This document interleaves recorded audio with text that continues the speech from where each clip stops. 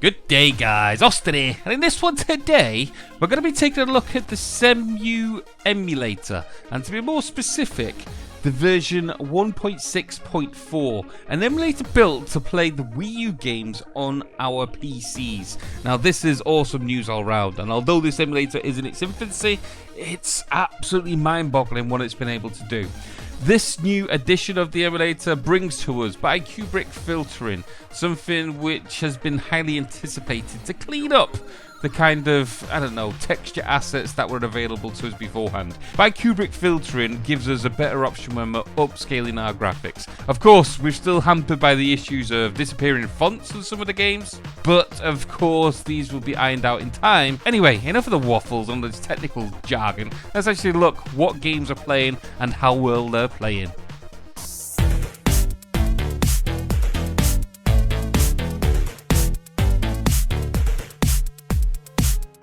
Okay then, let's get stuck into the games, and first up we got Super Mario 3D World, and there's no change, but what has been changed is good. The fact that it was already running pretty much top ball in terms of visuals, in terms of speed and everything, and the last incarnation of the game makes this an awesome addition to the Cemu catalogue. Now the other great addition is that they've improved the texture caching. One of the major impacts when you were playing this game, especially through the emulator, in fact through the emulator, was the fact that when you played this the first time, it would cache, it would stutter, it would do all kinds of things and take away the overall feeling of the game. It would just become pretty buggy the first time you play each level. Now, don't get me wrong, it's still there, but once you've played through a few of the levels, once you've done a few of the things, then it's pretty much stutter free. The frames per second are all top notch, there is no slowdowns at all that I've come across, and I've noticed that if I use the Wii U pad thing going on as the emulator control device, I can actually touch the screen and do little things like this. Awesome. Okay then, ultimate NES stuff then. This is a gem of a game, and one that I really want to work because it does tie in the fact of the retro games with the modern type of gaming. However, when you start playing the actual game, this is what you get. All the menu screens, all the stuff across the board, they all work. However, when you go in game, it plays about half speed. Donkey Kong Country Tropical Freeze. Now, this one has been running top notch across the board all the way through, except when you get involved with the bananas. When you start collecting the bananas, for some reason this isn't going fixed. They just go crazy. They glitch all over the screen, and I wouldn't say it's a game breaker, but it can get pretty annoying. And well, as you can see, the game is completely playable. All the assets are there, it's full speed across the board, there's no stutters, there's no slowdown. Once you've played the first couple of levels, then you're good to go. Even when you go into the water and things like that, yes, it's a new thing for the system to deal with, so you do get some frames per second slowdowns, but then later on, once you've got that in the cache, it's pretty much seamless, and only when you do new things do you get them frames per second losses, on my computer anyway. So the more you play it, the faster it gets, but the biggest hamper of the moment is those bananas. They are just they're crazy bananas. Right then, Xenoblade Chronicles X, and this has been pretty much the figurehead of this emulator. This has been the creme de la creme, and it has been improved massively. Look at that, look at the sky. That's been the biggest improvement with the build of this emulator. It's drawing the skyboxes and it's getting the lighting issues pretty much spot on. The frames per second has been greatly improved from the stutters that were happening more frequently in the previous builds, and the skies, that's what this emulator has really come through with on this build. Also, as I said, the frames per second really improved. Now, I'm buzzing through these fields and I'm really starting, or trying, to get the frames per second to lag, to glitch, to do everything. And I really have to push it to get slowdowns on this.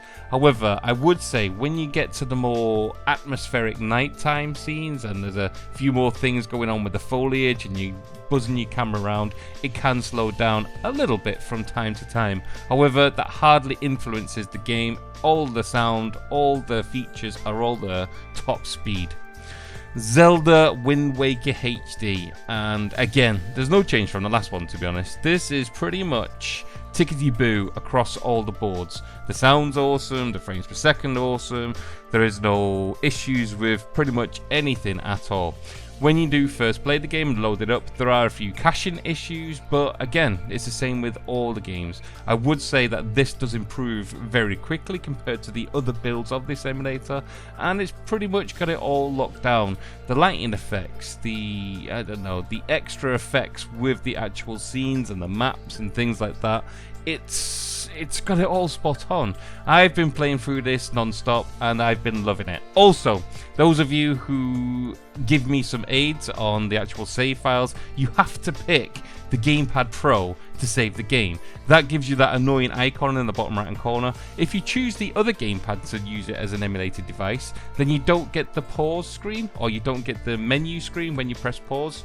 It's a game breaker, so you do need to use the correct one as you're playing through. Keeping with the Zelda franchise then, we've got Twilight Princess HD, and this is an absolute peach of a game. I love it.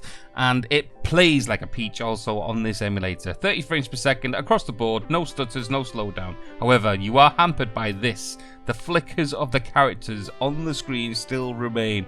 Oh, it's doing my head in. Because I do want to play this. I want to jump on Bessie, and I want to take on the world like no one's business. The only thing is that as I'm navigating through this world and start spinning my camera, this happens. I just disappear and it flickers. It's fully playable. The music's there, the sound effects there, everything. It's all good to go. It's just that when you start moving the camera around, this is what you get, those flickers on the screen. Now, it's no game breaker, but it's fully playable if you can put up with those flickers for now, on this build anyway. Super Mario Kart 8. In fact, it's just Mario Kart 8. It's not Super, it's just Mario Kart 8. But to me, it is Super. Because, again, fully playable. Now, I didn't think this could be improved because in the last incarnation, 1.6.3, it was playing full speed. Don't get me wrong, we are getting a few frames per second loss here and there, but it doesn't impact the game in any way. You do not notice it. The sound effects, the music, the actual speed of the game itself, it feels like it's playing full speed, and that's what you want. Of course, the last one brought in all these extra post effects and stuff. What I would say this one brought is huge improvements for the much needed texture caching issues that were taking place. Beforehand, you had to play through each map, or each course should I say, fully, and then play it again to stop those stutters. Now I would say you play through it once and you've got it for most maps across there. It's just a few stutters here and there, but it's been improved so much. On to StarFox Zero, and since the last incarnation of this emulator, not much has changed. We have gathered a few frames per second. This game is getting a hell of a lot more playable, but by, I don't know, we're playing at half speed here. There's no way I would play a game full-time half speed.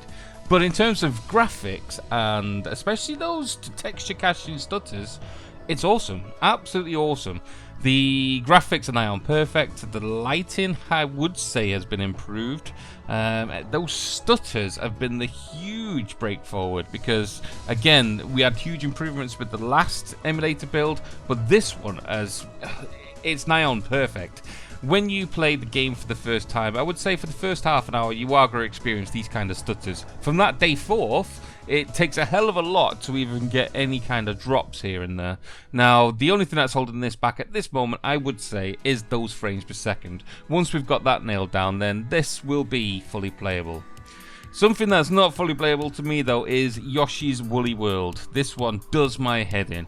To be honest, it's not a favourite of mine, even when it is working anyway, but this emulator, it grinds me, it really does. Of course, you've got huge texture caching issues. This one hasn't been improved, hardly anything with the improvements. Something that has been happening is those big glitches that you see on the screen. Of course, this is quite minor compared to what can happen. In fact, they can sometimes be game breaking because they enter the screen. Sometimes they have really big slowdowns and they block all the stuff that's going on. Now, even when you do get past that point and you feel that everything's going good in the world and you are finally getting onto it, every now and again this happens, a crash of the game, which means that this is now non-playable. Pikmin 3, look at the shadows of the characters. There is none. Now look at this. There is. This is actual Wii footage. This is the only thing that's holding this game back from being fully playable to me. Don't get me wrong, all the sound, the frames per second, everything is there and everything is pretty much perfect. The only thing that's holding it back is those shadows. By no means this is a game breaker, but for me, because of my OCD kicking in, it's the one thing that I just think about all the time. Yes, it's fully playable, you can probably complete the game, but I can't play pretty much further than this point because I can't have shadows. No, oh, Anal love me. Right then, Wipeout 3, and you guys really got stuck in with this and you offered all kinds of explanations. As you can see, it's running faster than what it should do. Now, I used all kinds of stuff to try and handbrake this back in terms of my graphic card settings, other third-party software programs. This is how it should be playing. As you see, a lot more stable, but it's not. It's not playing like that. This is 60 frames per second on the original. This is the emulator. Now, as you can see, bottom left-hand corner, I'm getting 60 by 60 frames per second. So holding that back with third-party programs is going to make no difference at all. It's the actual game that needs to be slowed down. Okay then, Smash Brothers then, and this one has been improved. However, not to the kind of level where you would think this is fully playable. Of course, on these kind of maps where there's not much going on, you are getting a pretty stable, high frame rate. There is a few stutters as per normal, but then as soon as you start playing onto the more complex maps, this is what happens. Throw in a couple of weapons and things become really slow. The sound effects are horrible. Then you've got the lighting issues, as you can see here. They have been greatly improved, but it's still nowhere near perfect or even playable in my interpretation of all this. Elsewhere then we've got Bayonetta 2, and this looks absolutely beautiful. However, something that's not beautiful is the way that it rapes my ears. It really does literally rape your ears when you play this through the emulator. You need to turn your sound off, take off your headphones especially, because it sounds horrible. But in terms of the visuals, it's good if your computer can handle this. As you can see, I'm not getting full frames per second when it gets busy, but it's emulated well other than the sound. Elsewhere then we got Tag Tournament 2, and this one kind of sums up the rest of the games which are going to follow. They're almost there, but they're not quite. Just like the characters, as you can see on the screen. Of course, you can boot into the game, you can start playing, but you can't see the characters. Also, you've got these crazy glitches going on, and then just to sum it all up, to make your day, it kind of does this, and then crashes. Awesome. So yeah, non-playable. Elsewhere, we've got Sniper Elite V2 or version 2 or 2, whatever you call this game. It boots up and we can now get into the game, but as you can see, we're upside down, which doesn't help. However, it just so happens that the emulator has now got a new function to actually turn the emulator itself upside down to render. But this also then has a add-on effect with all the writing, so again, yes, we can boot it, but no, we can't play it. A little gem which has been forgotten is Barbie and her sister Puppy Rescue. So now we can get into this beautiful game and we can enjoy all her escapades as Barbie takes on the world. Or you could just choose never to play the game again. Elsewhere then we got Deus or Deus Ex. And this one was working well until we came across the characters. Now, they have got crazy glitches going on, and this build hasn't helped it. The crazy hands are still about, and they are wreaking havoc in this game. Yeah, it's kind of playable. It's full frames per second, and the actual environment looks good. But the crazy horror hands that you meet with the people kind of make this unplayable all round. And in fact, in some cases, it can take up a whole screen. Awesome. So some other games that you might be interested in is Pokken Tournament and Hyrule Warriors, both of which do not work, I'm afraid, guys. I know it's pretty depressing for me too, because there are two of the biggest ones that I want to get to work, but as of yet they do boot, but they do not show any gameplay or cannot get to any gameplay of any note. Also, I would say that there are a few games, like we've seen in this video, that are now bootable. By no means are they playable though. Also, I would say that there were some games which were bootable beforehand, which are now longer not either playable and in some cases bootable, especially the Lego series. I can get them to boot, but I have to mess around more than what I did previously. But of course, each time you add and you develop an emulator, you're always going to fix some things, but also you're always going to break some things. So all these kind of stuff could get ironed out. At the end of the day, there were games that weren't fully playable, so it's not that much of an impact. Something which has made an impact on this build in particular is that texture caching improvement. So many of these games have really found benefit from that new addition, or the more streamlined way it's going about its business. Of course, you are still getting a few stutters and things at the very beginning, but it highly improves as the game develops. I'm not saying this is true in every game, but in the majority of the ones that I want to play, I have found that to be true. Another game that you might be interested in is, I don't know, some of the more playable ones. Splatoon, yes, they work, but you have still got the controller issues going on, so you're probably going to need to configure a controller just for that game. You are still hampered by the stutters at the very beginning, but it's greatly improved the more you play through it, same as I've just mentioned with the texture caching. And elsewhere, what else have we got? Super Mario Maker? Yes, of course it works. It works near enough since the first day this emulator was brought out. Unless they mess something up quite considerably, it's still going to be working till the end of time. So that kind of sums all this up, guys. I'm waffling on like no one's business now, so I'm going to put a stop to it. Look forward though, in the future, I've got quite a lot of videos coming on the way. I am holding off on my Taito adding the games to that front end. Not because I don't want to give it to you guys, but more because Taito are unleashing the banhammers, DCMAs, everything to take down any kind of video which mentions those games. I'm quite lucky that that one's still up. So as of yet, unfortunately, I'm not going to risk my channel, and I'm especially going to risk going to court over a video. So I'll wait till the dust to settle, then I will unleash that video, or maybe kind of find some other way of going about it.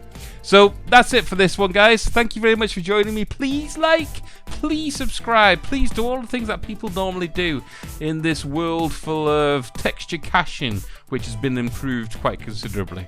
But most of all, you have a good day. Laters!